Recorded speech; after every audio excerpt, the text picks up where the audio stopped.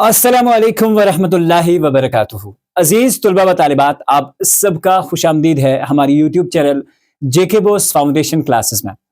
जैसा कि आप सभी को मालूम है कि हमारा जो नेक्स्ट पेपर है वो अब उर्दू का है, और इस बार मैंने उर्दू के लिए जो स्ट्रैटेजी अपनाई है ना, उसके साथ अगर आप कंटिन्यू ये वीडियोस देखते हो तो मैं आपको इस बात की गारंटी दे सकता हूं कि आप उर्दू में 80 आउट ऑफ 80 मार्क्स ला सकते हैं।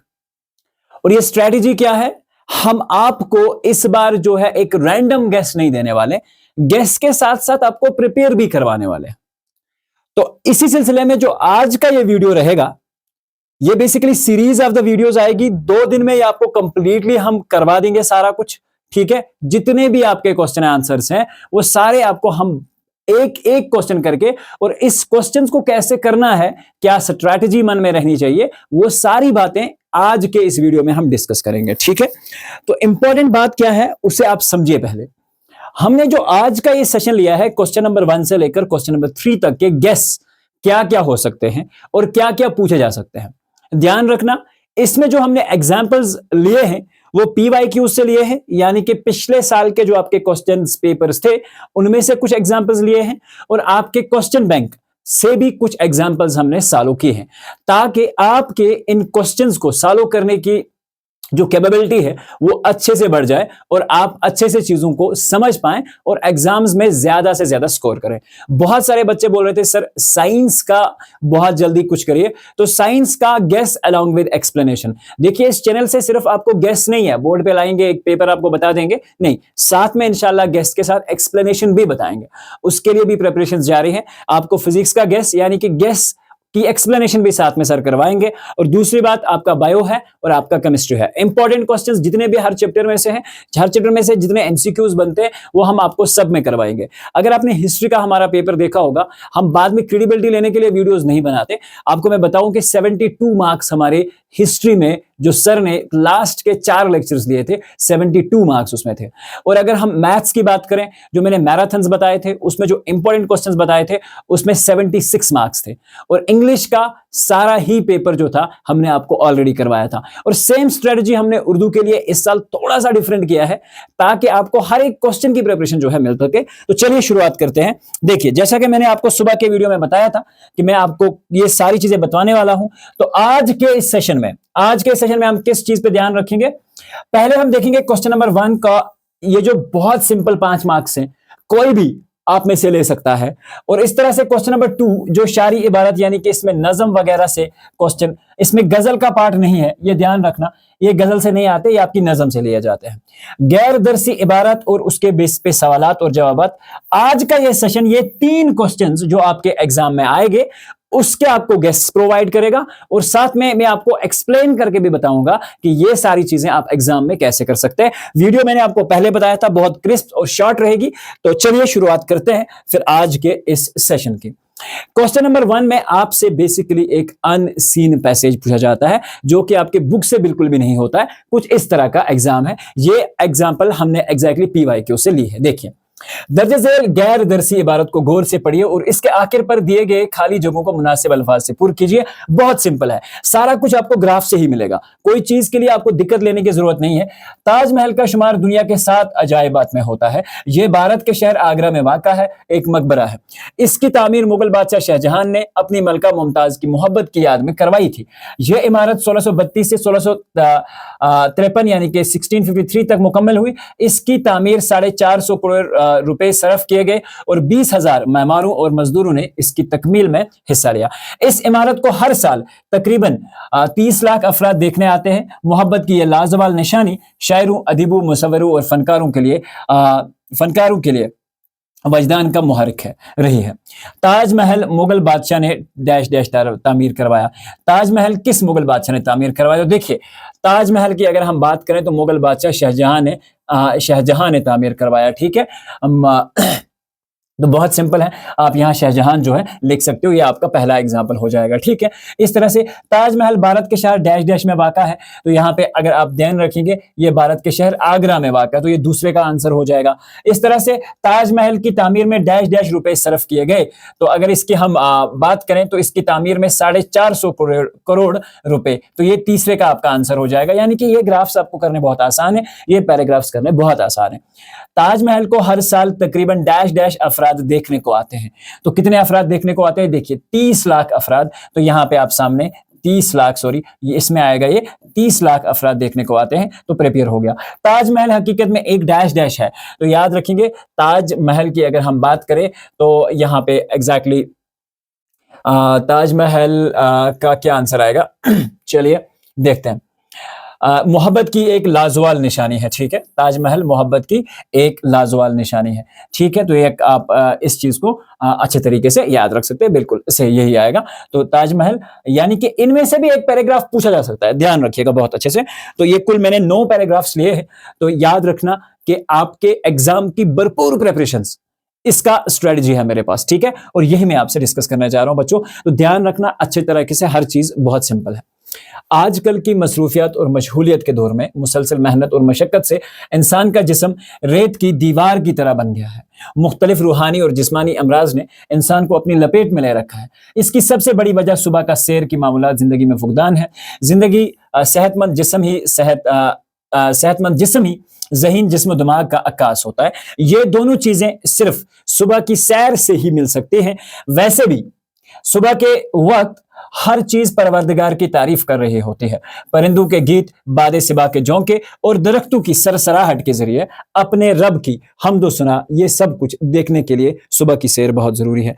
इंसानी जिस्म डैश डैश से रेत की दीवार की तरह बन चुका है। तो अगर हम देखेंगे इंसानी जिस्म जो है किसकी वजह से रेत की दीवार बन चुका है, आजकल के मसरूफियत और मशगूलियत के दौर में मुसलसल मेहनत और मशक्कत से इंसान का जिस्म, यानी कि हम कहेंगे आजकल के दौर में मुसलसल मेहनत और मशक्कत से इंसान का जिस्म जो है, इंसानी जिस्म मेहनत और मशक्कत से रेत की दीवार की तरह बन चुका है। ये आपका पहला जो है आंसर आ जाएगा। इस तरह से इंसान को डैश डैश ने अपनी लपेट में ले लिया है। तो अगर हम ध्यान रखेंगे, यहां पे है इंसान को मुख्तलिफ रूहानी और जिस्मानी अमराज में, ठीक है, मुख्तलिफ रूहानी और ये इसका आंसर होगा, यानी कि इंसान को मुख्तलिफ रूहानी और जिस्मानी अमराज, यानी कि किस्म की बीमारियां इंसान को फैल चुकी हैं। तो ये इस तरह से आप दूसरे में लगा सकते हैं। कोताही और अमराज की वजह डैश डैश का न होना है। ध्यान रखना, अब एक्चुअल में क्या है, ये सारी चीजें जो होती हैं ये किस वजह से हो रही हैं, और इसमें क्या है जो हम मुकम्मल तौर पर वर्जिश जो है नहीं करते हैं। ये सब कुछ देखने के लिए सुबह की सैर बहुत जरूरी है, मैं आपको बता देता हूँ।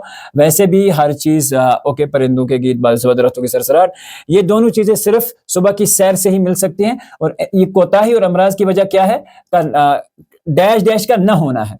ठीक है, और डैश डैश का न होना, यहाँ पे मामला फुकदान है, सेहतमंद जिस्म ज़हन, ओके, ये दोनों चीजें सिर्फ सुबह की सैर से ही मिल सकती है। इसमें क्या चीज है, मुख्तलिफ रूहानी और जिस्मानी अमराज अपने, इस तरह से आगे बढ़ते हैं इसमें।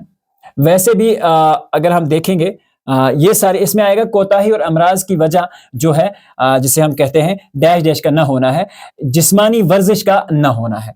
क्योंकि आजकल के दौर में जब हम लगातार ये है, तो इसका आंसर आप इस तरह से भी लिख सकते हैं, जिस्मानी वर्जिश का न होना। ठीक है, यानी कि हम सुबह उठ के रोज वर्जिश नहीं करते, मॉर्निंग जिसे हम कहते हैं। डैश डैश जिस्म में ही सेहतमंद दिमाग हो सकता है, तो यहाँ पे है सेहतमंद जिस्म में ही सेहतमंद दिमाग जो है हो सकता है। सुबह के वक्त हर कोई अपने परवरदिगार की डैश डैश करता है, तो सुबह के वक्त हर कोई अपने परवरदिगार की तारीफ कर रही होती है। ध्यान रखिए, वैसे भी सुबह के वक्त हर चीज परवरदिगार की तारीफ, तो यहाँ पे याद नहीं है, तारीफ जो है पैराग्राफ के हिसाब से। ठीक है, तो ये इस तरह से आप इस पैराग्राफ को भी कंप्लीट कर सकते हैं। तो चलिए बढ़ते हैं एक अगले पैराग्राफ की तरफ। अगला पैराग्राफ क्या है, ध्यान रखिएगा। उर्दू तुर्की की जबान का लफ्ज है, बहुत सिंपल कहानी है। इसका माने लश्करगाह के हैं। उर्दू एक मखलूत जबान है। इस जबान के जाए पैदाइश से मुतल्लिक मुख्तलिफ माहिर लिसानियात ने मुख्तलिफ नजरियात पेश किए हैं। सैयद सुलेमान नदवी का दावा है कि उर्दू सिंध में पैदा हुई। नसीरुद्दीन हाशमी का ख्याल है कि उर्दू का जन्म दिक्कन में हुआ। इस तरह से हाफिज शिरानी की राय में उर्दू पंजाब की पैदावार है। मोहम्मद हुसैन आज़ाद इस तरह से ब्रज भाषा को उर्दू का सरचश्मा बताते हैं, लेकिन इन तमाम नज़रियात में जो नज़रिया ज़्यादा अहमियत का हामिल है वो मसूद हसन खान का है। उनके मुताबिक उर्दू दिल्ली में पैदा हुई। उर्दू डैश डैश का ज़बान है, ज़बान का लफ्ज़ है, तो उर्दू तुर्की ज़बान का लफ्ज़ है, पहले ही आपको मिल जाएगा। सैयद सलमान ने उर्दू की जाए पैदाइश डैश डैश बताई है। सैयद सलमान नदवी का दावा है कि उर्दू सिंध में पैदा हुई। इसका जवाब आप ये लिख सकते हैं। नसीरुद्दीन हाशमी के ख्याल में उर्दू ने सरजमीन डैश डैश में जन्म लिया, तो उनके मुताबिक उर्दू दिक्कन में पैदा हुई। मोहम्मद हुसैन आज़ाद के ख्याल में उर्दू डैश डैश से निकली है। तो आगे बढ़ते हैं, हम बढ़ते हैं। मोहम्मद हुसैन आज़ाद और ब्रज भाषा को उर्दू का सरचश्मा कहते हैं। ओके, मोहम्मद हुसैन आज़ाद के ख्याल में उर्दू डैश डैश से निकली है। तो अगर इस चीज़ का हम यहाँ पे देखें, मोहम्मद हुसैन आज़ाद ब्रज भाषा को उर्दू का सरचश्मा बनाते हैं, तो ब्रज भाषा को, ठीक है, तो यहाँ से आप इस चीज़ को लिख सकते हैं। इस तरह से मसूद हुसैन खान के नज़रिए के मुताबिक उर्दू का जन्म डैश डैश में हुआ, तो वो कहते हैं कि उनके मुताबिक उर्दू का जन्म दिल्ली में हुआ। तो तीसरा पैराग्राफ आप इस तरह से फिलअप कर सकते हैं, और इंशाल्लाह मेरा ये मानना है कि इन 4 या 5 पैराग्राफ्स में से एक आपके एग्जाम में इंशाल्लाह डेफिनेटली होगा। अगर नहीं भी आता है, लेकिन आपको एक मुकम्मल तौर पे प्रिपरेशंस मिल जाती हैं कि आप किस तरह से इन पैराग्राफ्स को सॉल्व करेंगे। अल्लाह ताला ने इंसान की तख्लीक की है और उसे अशरफुल महलूकात का दर्जा दिया है। इसके रहने सहने और जिंदगी गुजारने के लिए जमीन और आसमान में बेशुमार चीजें फरमाई है, मुहैया फरमाई है। बेहतरीन और खूबसूरत जिस्म अता किया है, खाने को मुख्तलिफ फल मेवे दिए, पीने के लिए पानी मुहैया किया, रहने के लिए ज़मीन को हमवार किया, माँ बाप और दूसरे रिश्तेदारों से नवाजा, साफ हवा पैदा फरमाई, जिसके जीने के तौर तरीके सिखाए, रहबरी और रहनुमाई के लिए पैगंबर मबूस किए। इस तरह से तमाम पैगंबरों के आखिर में हज़रत मोहम्मद सल्लल्लाहु अलैहि वसल्लम को भेजा। आप सल्लल्लाहु अलैहि वसल्लम की तालीमात में सारी दुनिया के लिए अमन व आशती का पैगाम है। इसका इकरार एक ही माहिर और फ़लसफ़ी ने किया है। इंसान की तहलीक डैश डैश ने की है। इंसान की तहलीक किसने की है? अल्लाह ताला ने की है। तो इसका पहले का आंसर क्या आएगा? अल्लाह ताला ने की है। ये पहला आंसर हो गया आपका। तमाम महलूकात में सबसे बढ़कर इंसान है, लिहाजा उसे डैश डैश कहते हैं, उसे अशरफुल महलूकात कहते हैं, मखलूकात कहते हैं।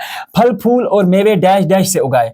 ठीक है, अगर यहाँ पे हम देखेंगे फल फूल और मेवे, कहाँ पे बात हुई थी, कहीं पे फल फूल और मेवे की, तो आपको इस तरह से अपने इसी के हिसाब से देखिए, खाने को मुख्तलिफ फल और मेवे दिए। ठीक है, फल फूल और मेवे डैश डैश से उगाए। इस तरह से खाने को मुख्तलिफ फल फूल, पीने के लिए पानी मुहैया किया। यहाँ पे एक्चुअली बताया गया है कि खाने को मुख्तलिफ फल और मेवे दिए। अब इस चीज को समझिए आप, यहाँ पे आपके पैराग्राफ में ये नहीं लिखा हुआ है कि अल्लाह ने फल फूल और मेवे डैश डैश से उगाए, यानी कि किससे उगाए। तो आप इस चीज को समझ सकते हैं ना, ये किससे उगाए? जमीन से उगाए। ठीक है, यहां हालांकि जमीन का लफ्ज इस्तेमाल नहीं हुआ है। अल्लाह ने डैश डैश को हमवार करके इस पर इंसान को बसाया, तो अल्लाह ने जमीन को हमवार करके, ठीक है, तो अल्लाह ने जमीन को हमवार करके इंसान को इस पर बसाया। ठीक है, सबसे आखिर में डैश डैश को पैगंबर बनाकर भेजा। सबके आखिर में हजरत मोहम्मद सल्लल्लाहु अलैहि वसल्लम को पैगंबर बनाकर भेजा। समझ रहे हो बात को? बहुत सिंपल, बहुत आसान है इस तरह के पैराग्राफ्स को सॉल्व करना। ये 5 मार्क्स बच्चों नहीं छोड़ के आना है। ठीक है, तो आप इंशाल्लाह जब आप पेपर दे के आओगे तो इस चीज को आप उस वक्त समझोगे कि सर ने कुछ इंपॉर्टेंट चीजें हमें बताई थी। दुनिया में राइज शुदा तर्ज हुकूमतों में जमहूरी निजाम भी एक है, डेमोक्रेसी जिसे हम कहते हैं। यह ऐसा तर्ज हुकूमत है जो लोगों के लिए, लोगों से ही बनता है। इस तर्ज हुकूमत का फायदा यह है कि लोग खुद इसको हुकूमत का इंतखाब करते हैं। जमहूरी हुकूमत में हर फर्द को हर तरह की जायज़ आज़ादी मिलती है। इस तर्ज हुकूमत में सियासी, समाजी और इक़्तिसादी आज़ादी के साथ साथ मजहबी आज़ादी भी मैसर होती है। इस जमहूरी निज़ाम में पूरे मुल्क का एक ही कानून होता है जिसकी रखवाली करना हर कोई अपने ऊपर लाजिम समझता है। यह तर्ज हुकूमत बिलवास्ता और बिला वास्ता, ठीक है, दोनों तरह से होता है। दुनिया के मुख्तलिफ निज़ामों में डैश डैश निज़ाम भी एक है, यानी कि कौन सा? दुनिया में जो मुख्तलिफ है, जमहूरी निज़ाम। तो पहला आंसर इसका यह आएगा, जमहूरी निज़ाम। जमहूरी तर्ज हुकूमत के लिए डैश डैश बनती है, डैश डैश के लिए बनती है।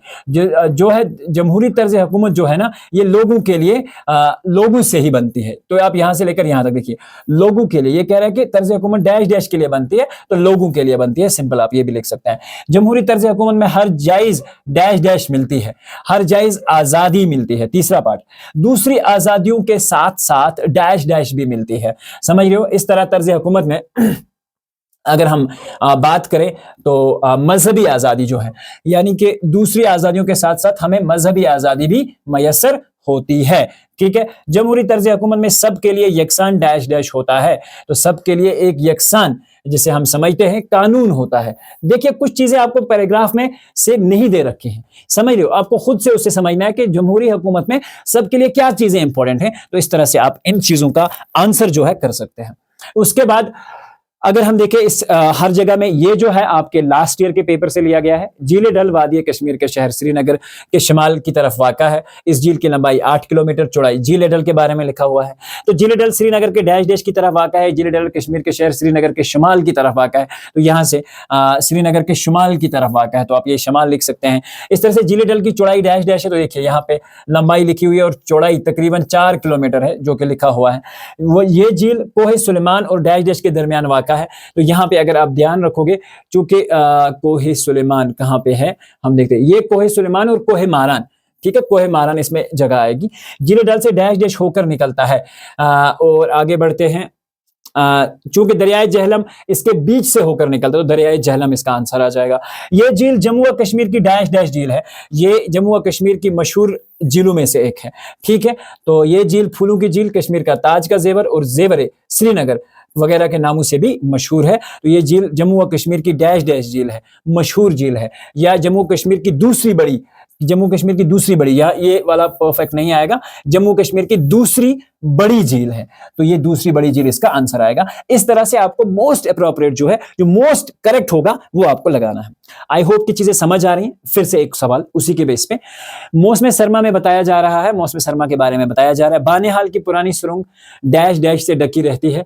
तो अगर यहाँ पे हम ध्यान रखेंगे, देखो बानिहाल यहाँ पे मैंने पढ़ा, तो अब यहाँ पे आगे बढ़ेंगे, बानिहाल का लफ्ज ढूंढेंगे। असली तरीका जो है ना इसको सॉल्व करने का यही होता है। पहले आप लाइन पढ़ते हो, बानिहाल की पुरानी सुरंग डैश डैश से ढकी हुई है, तो आप क्या करोगे, यहां से बानिहाल, यहां बानिहाल की पुरानी सुरंग बर्फ से ढकी हुई है, मिल गया। कश्मीर बाकी मुल्क से करीब करीब डैश डैश जाता था, कश्मीर करीब करीब कट जाता था। समझ रहे हो बात को? बहुत सिंपल, बहुत आसान और बहुत ही इजी कॉन्सेप्ट है इसको समझने के लिए। तो ये चीज भी आप अच्छे से याद रखेंगे और समझेंगे, ठीक है। उसके बाद इसलिए इस मुश्किल को दूर करने के लिए हुकूमत ने पुरानी सुरंग से 2000 फीट की बुलंदी पर, 2000 फीट की बुलंदी पर मगरबी, ठीक है, मगरबी जर्मनी के इंजीनियरों की मदद से, ठीक है, जर्मनी, यहां पे लफ्ज आएगा जर्मनी।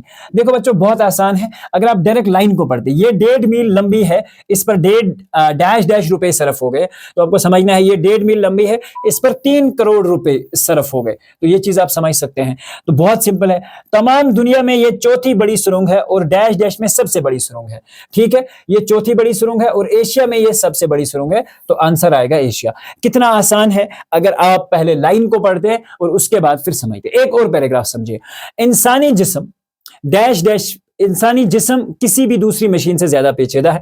अगर इसको हम पढ़ेंगे, इंसानी जिस्म किसी भी दूसरी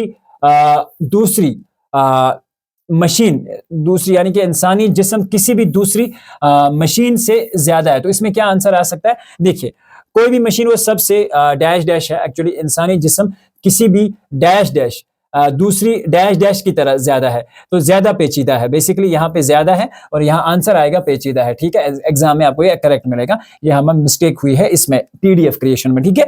चलिए नाउ, कोई भी मशीन वो सब काम नहीं कर सकती जो डैश डैश करता है, हमें ये पता है। चलिए हम अगर ध्यान रखेंगे, वो सब काम नहीं कर सकती जो जिस्म करता है, तो यहाँ पे आंसर आएगा जिस्म करता है। इसके बाद कोई भी मशीन 70, आपने देखा 70 यहाँ मिल गया हमें, तो इसी लाइन को पकड़ के चलते हैं हम, ठीक है। ज्यादा सालों तक सरफ हुआ पानी, खुराक और कुछ सादा असूलों पर काम नहीं कर सकती, तो यहाँ पे क्या आएगा? काम नहीं कर सकती। बहुत सिंपल है, कोई ऐसी मशीन नहीं बनी है जो इंसानी जिस्म की तरह अपने आप को मुख्तलिफ हालात के मुताबिक डैश डैश ढाल सके, ठीक है, अपने आप को मुख्तलिफ हालात के मुताबिक ढाल सके। तो ये आसान हो जाएगा। हर शख्स को इस तरह देखिए, ये वाला लाइन है अब, ताकि इसे इज्तिमाई तौर पर ठीक ढंग से चलाने के लिए, इज्तिमाई तौर पर ठीक ढंग से, तो देखिए इज्तिमाई तौर पर ठीक ढंग से चलाने के लिए, तो यहाँ पे ये वाला आंसर हो जाएगा।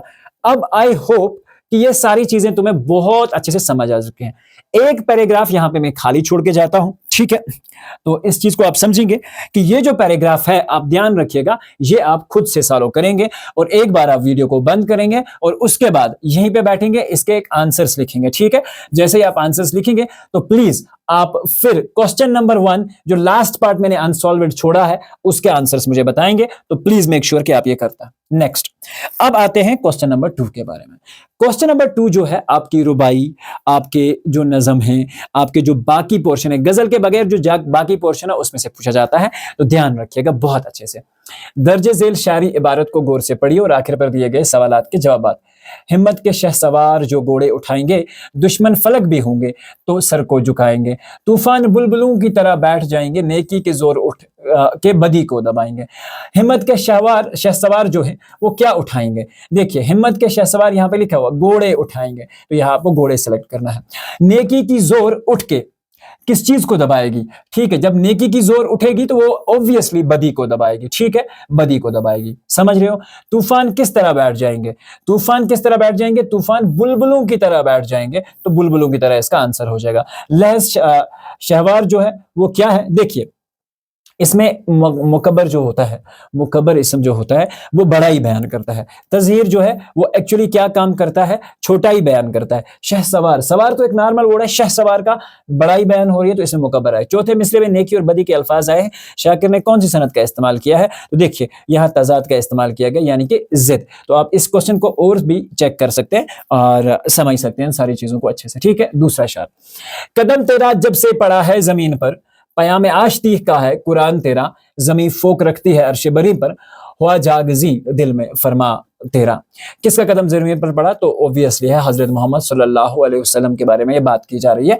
जमीन किस पर बरतरी और फोकियत रखती है? तो यहाँ पे देखिए, जमीन फोक रखती है अर्श पर, यानी कि जमीन किस पर फोकियत रख रही है यहाँ पे? अब ध्यान रखिए, आसमान पर। अर्श का मतलब आसमान होता है। अमन व आश्ती का पैगाम किस में है? अमन व आश्ती का पैगाम कुरान पाक में है।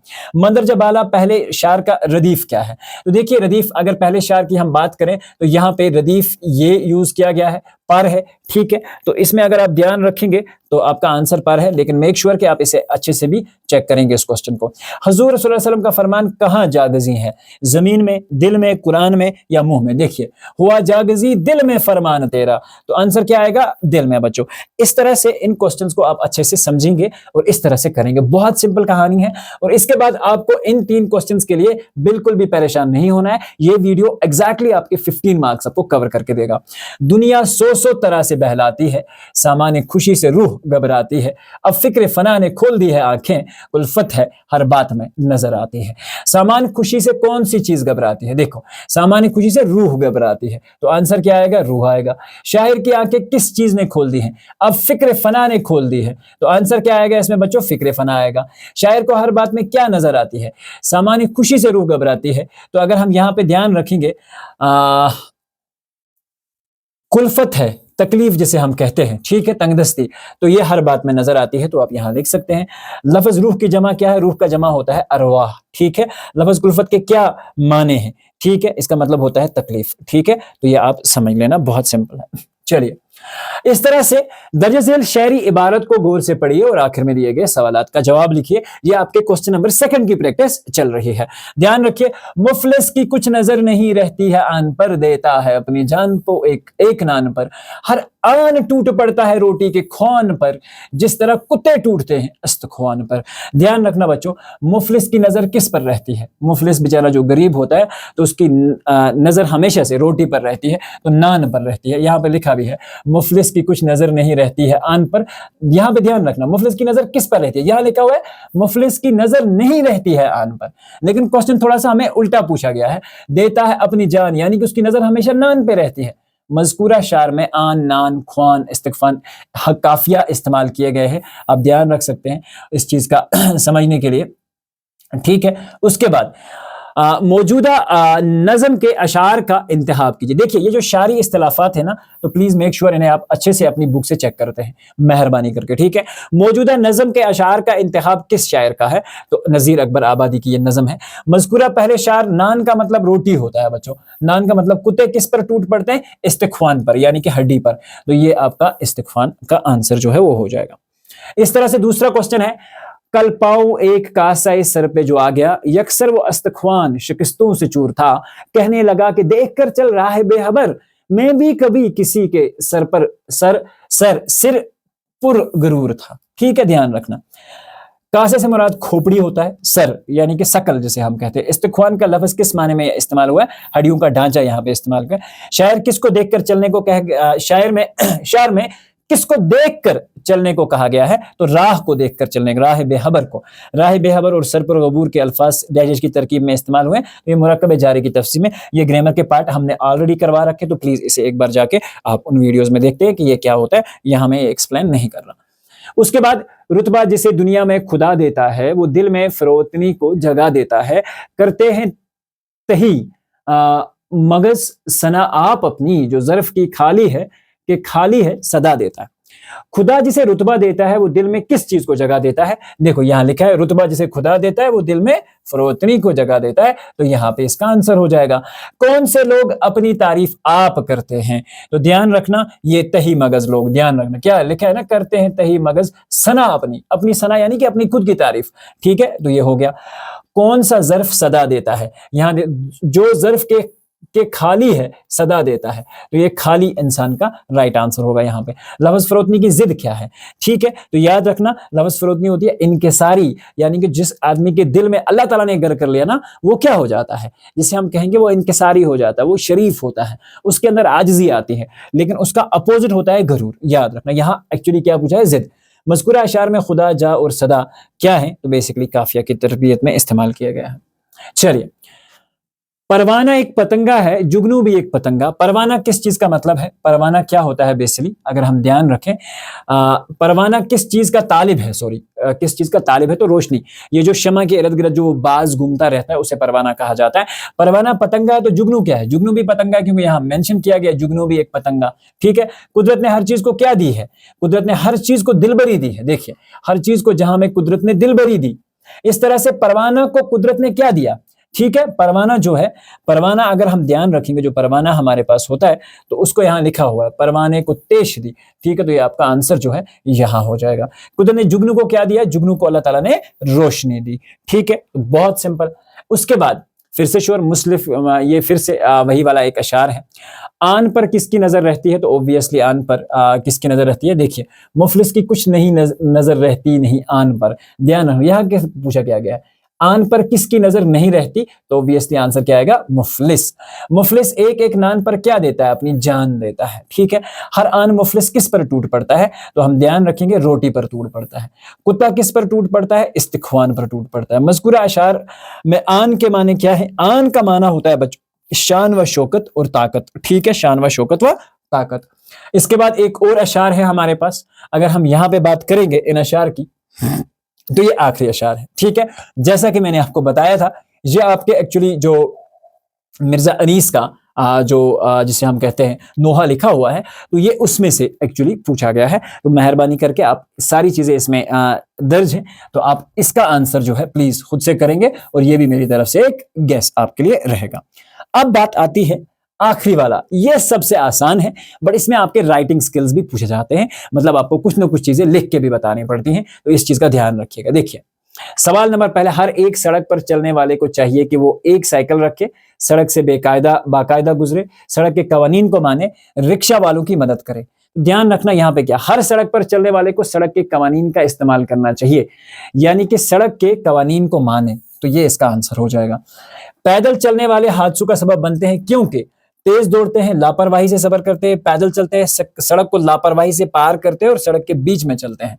तो याद रखना है, पैदल चलने वाले लापरवाही से सड़क पार करने और बाकायदा गुजरने से हादसों का सबब बनते हैं, तो ये इसका आंसर जो है बच्चों हो जाएगा। बहुत सिंपल है। बहुत से स्कूली बच्चों के पास इस्तेमाल के लिए होता है एक साइकिल, एक कार, एक बस, एक रिक्शा, तो एक साइकिल। ठीक है, तो इस चीज को आप समझ सकते हैं कि ये बहुत सिंपल है। ज्यादातर स्कूल जाने वाले बच्चों के लिए साइकिल इस्तेमाल करते हैं। तो ये एक लापरवाह साइकिल सवार जल्दी सड़क पार करता है, सड़क के बीच में चलता है, अपनी साइकिल खराब करता है, बड़े हादसे का सबब बनता है। तो ये याद रखना, एक लापरवाह साइकिल सवार जो होता है, यानी कि यहाँ पे लिखा भी होगा, इतने ही बड़े हादसे का सबब बनता है, तो यहां पे इसका आंसर हो जाएगा बड़े हादसे का सबब बनता है। वो सड़क पर गैर जिम्मेदारी का सबूत देते हैं, यहां लफ्ज वो से क्या मुराद है? पैदल चलने वाले, रिक्शा खींचने वाले, गाड़ी ड्राइवर, स्कूल जाने वाले। देखिए यहां वो भूल जाते हैं, यहाँ पे एक्चुअली हर सड़क पर चलने वाले को सड़क के कवानीन का, पैदल चलने वाले, बाइसिकल पर चलने वाले, रिक्शा ड्राइवर, गाड़ियों के ड्राइवरों को इन कवानीन का इल्म होना जरूरी चाहिए।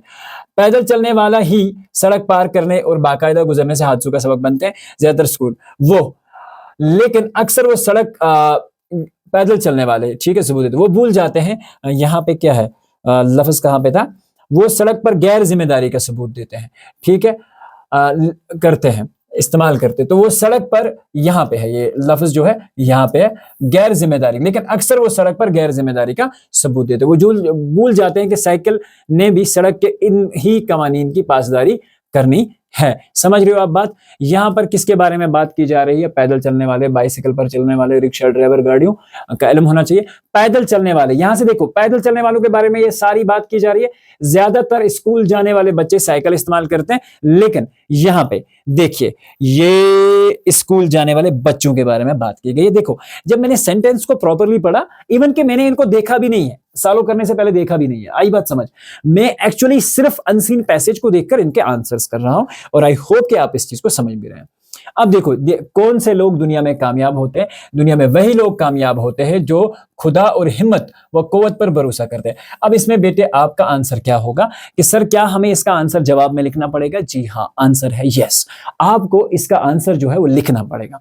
ऐसे ही पैराग्राफ में आप मार्क नहीं करेंगे, आंसर आपको लिखने पड़ेंगे। लगन और हौसले से भी इंसान अपने अपने काम काज में किस तरह कामयाब होता है? लगन और हौसले से जो भी इंसान काम करता है इसमें कामयाब जरूर होता है, तो इसके हिसाब से आप अपना आंसर जो है बना सकते हैं। खुदा किन लोगों की मदद करता है? तो देखिए यहां पे अगर हम ध्यान रखेंगे, हाँ, खुदा भी उन्हीं लोगों की मदद करता है जो अपनी मदद आप करते हैं, तो ये इसका आंसर हो जाएगा। लोगों ने किसको सराहा है? हर वो शख्स जो अपनी मेहनत और हिम्मत से आगे बढ़ता है, लोगों ने उसको सराहा है, तो ये चौथे का आंसर हो जाएगा। जीत हमेशा किनकी होती है बच्चों? हमेशा ध्यान रखना, हिम्मत और हौसले से काम करना कामयाबी की निशानी है। जीत हमेशा हिम्मत और हौसला रखने वालों की होती है। जिंदगी में आपको कभी एक पेपर डिसाइड नहीं करेगा कि आपकी कैपेबिलिटी क्या है। आप बहुत अच्छे हैं, आप बहुत शानदार हैं, बट आपको अपनी कैपेबिलिटीज को जानना है और उनको समझना है। आगे बढ़ते हैं, ध्यान रखते हैं अगली चीजों का। सवाल नंबर 3, इसका एक और एग्जाम्पल आपको समझाते हैं। इंसान अपने आप में एतमाद कैसे पाता है? तो इसको लिखा हुआ है, इंसान को चाहिए कि वो हमेशा किसी न किसी काम में लगा रहे। काम, तिजारत और मुलाजमत भी है और मेहनत मजदूरी भी है। काम करने से इंसान अपने आप पर एतमाद पाता है, तो ध्यान रखिए ये इसका आंसर हो जाएगा। इंसान अपने आप में एतमाद कैसे पाता है? काम करने से इंसान अपने आप में एतमाद पाता है। हलाल रोजी कमाने से आदमी को क्या मिलता है? देखिए यहां पे एक्चुअली हम देखेंगे हलाल रोजी से इसके दिल को, इंसान को सुकून मिलता है। थोड़ा सा चेंज भी करना पड़ेगा कहीं पे। काम में मसरूफ शख्स का जहन किन ख्यालों से पाक रहता है? तो अगर यहां पे हम ध्यान रखेंगे, आगे बढ़ते हैं और देखते हैं, इसलिए इसका जहन बेकार ख्यालों से पाक रहता है, तो ये इसका आंसर हो गया। लोग किससे नफरत करते हैं? ध्यान रखना यहां पे, लोग, इसका जहन हमेशा गलत ख्यालों में उलझा रहता है। बेकस, ठीक है, बरक्स, बेकार इंसान जो होता है ना, उसके साथ लोग नफरत करते हैं। तो यहां लोग किससे नफरत करते हैं? बेकार इंसान से। बेकार जो इंसान होता है उससे लोग नफरत करते हैं, या बेकारी से लोग नफरत करते हैं। तो आप इस तरह से भी इसका आंसर लिख सकते हैं। वादी में कश्मीर में कौन सा मसला अरूज पर है? लास्ट ईयर के पेपर में ये पूछा गया था, तो ध्यान रखना किस तरह से आप इसके आंसर्स लिखेंगे। हमारे मुल्क हिंदुस्तान में बेरोजगारी का मसला एक बहुत बड़ा मसला बन गया है। वादी कश्मीर में कौन सा मसला अपने अरूज पर है? अभी ये मुल्क की बात हो रही है, बिलखसूस वादी कश्मीर में ये मसला अपनी अरूज पर, तो ऑब्वियसली वादी कश्मीर में भी बेरोजगारी का मसला सबसे बड़ा है। पढ़े लिखे लोगों की नजरें कहां तक महदूद हैं? ठीक है, यहां तो बड़ी बड़ी फैक्ट्रियों में ही और ना ही बड़े बड़े कारखाने हैं। पढ़े लिखे लोगों की नजरें सिर्फ सरकारी नौकरी तक महदूद हैं, तो ये याद रख सकते हैं। याद रखना जिसने जिंदगी में ये चीज सोची, ठीक है, कि मैं सिर्फ और सिर्फ, मैं बेसिकली सिर्फ और सिर्फ क्या काम कर सकता हूं, मैं सिर्फ और सिर्फ अगर ध्यान रखूं, मतलब अगर मैंने पढ़ाई लिखाई की और मैं सोच रहा हूं कि बस गवर्नमेंट जॉब ही मेरे लिए है, अब उसके बगैर मुझे कुछ नहीं है, तो एक वक्त दूर नहीं है कि जब गवर्नमेंट जॉब किसी को नहीं मिलेगी। समझ रहे हो बात को? तो बच्चों खुद की क्रिएटिविटी आजकल के जमाने में इंपॉर्टेंट है। आपको यूनिक बनना पड़ेगा, और अगर आप यूनिक बन जाते हैं, ठीक है, और अब मैंने आपको बार बार बताया इस चीज को, अपने हाथों की 5 उंगलियां देखो, हर एक की 5 उंगलियों के फिंगरप्रिंट्स डिफरेंट हैं। तो अल्लाह ताला ने सबके अंदर कुछ ना कुछ डिफरेंट चीजें दे रखी हैं। उन चीजों को समझना है और अपनी उस क्रिएटिविटी को ढूंढना है। और जिस दिन आप उसे ढूंढ जाते हैं ना, तो जिंदगी में पैसों के लिए कभी आप परेशान नहीं होंगे, कामयाबी आपकी कदम चूमेगी, बट मेहनत करते रहना है। एक अनार 100 बीमार से क्या मुराद है? ठीक है, ध्यान रखना। यहां पे अगर हम ध्यान रखेंगे, आगे बढ़ते हैं। एक अनार 100 बीमार के मुतरादिफ है। ध्यान रखिएगा। अब ध्यान रखना, और नौकरियां भी गवर्नमेंट के इस तरह फराहम कर रही है कि एक अनार 100 बीमार की मुतरादिफ है। यानी कि जॉब तो एक आती है और उसको खाने वाले हजारों लोग हैं। ठीक है, तो ये इस तरह की सिचुएशन को एक्सप्लेन करता है। बेरोजगारी से हमारा नौजवान तबका किस चीज का शिकार होता जा रहा है? तो यहां लिखा है नौजवान तबका जो है जहनी डिप्रेशन का शिकार होता रहा है। बेरोजगारी से हमारा समाज किन जुराइम में मुलव्वस हो चुका है? खुदकुशी, नशीली अदवात का इस्तेमाल और हार्ट अटैक की आम सी बात बन गई। इसके अलावा असमत फरोशी, चोरी, डाका जनी और बेईमानी जैसे मुराज में हमारा ये जो समाज है वो फंस चुका है। तो बच्चों, कहानी बहुत सिंपल है। पहले 3 क्वेश्चंस जो हैं ये 15 मार्क्स इंशाल्लाह आपको इस वीडियो से मिल जाएंगे। आप इस बात की इंशाल्लाह गारंटी समझें। ठीक है, और अगर इनमें से नहीं भी पूछा जाता, लेकिन आपको ये पूरा मैंने आइडिया दे दिया है कि आप किस तरह से इन सारी चीजों को कर सकते हैं। देखिए, मोहम्मद अली जौहर का शुमार हिंदुस्तान के अजीम लीडरों में होता है। रियासत रामपुर में 1878 ईस्वी में पैदा हुए मौलाना मोहम्मद अली जौहर का नाम का शुमार किन में होता है? तो शुमार हिंदुस्तान के अजीम लीडरों में होता है। मौलाना मोहम्मद अली जौहर की जाए पैदाइश कहाँ हुई? रामपुर में पैदा हुए। इंग्लिस्तान से वापसी के बाद, तो यहाँ पे ध्यान रखिएगा, उसके बाद इंग्लिस्तान वापसी पर आपके ख्यालात बदल गए। ठीक है, बाद में जौहर ने क्या किया? आपके ख्यालात बदल गए और अंग्रेजों के खिलाफ सियासी जदोजहद में हिस्सा लिया। ठीक है, गांधी जी के साथ मिलकर मोहम्मद अली जौहर ने क्या किया? तो यहाँ पे आगे बढ़ते हैं।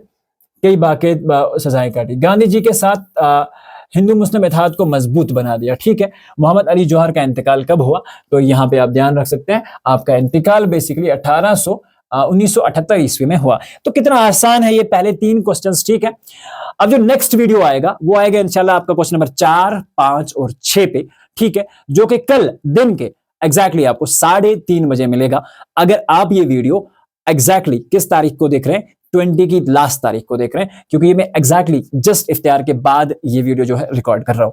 तो चलिए, मौजूदा हालात में पूरी दुनिया कोरोना वायरस की मोहलिक। देखिए, कोरोना वायरस पे अगर आ जाता है तो बहुत सिंपल है। इस वक्त दुनिया किससे दो चार है? तो इसमें आपको लिखना है कि एक मोहलिक मरज से दो चार है। ठीक है, कोरोना वायरस की मौजूदा बीमारी का क्या नाम है? तो जिसको आप ध्यान रखेंगे, जिसे हम कोविड से भी जानते हैं, तो ये है। कोरोना वायरस कहाँ से शुरू हुआ?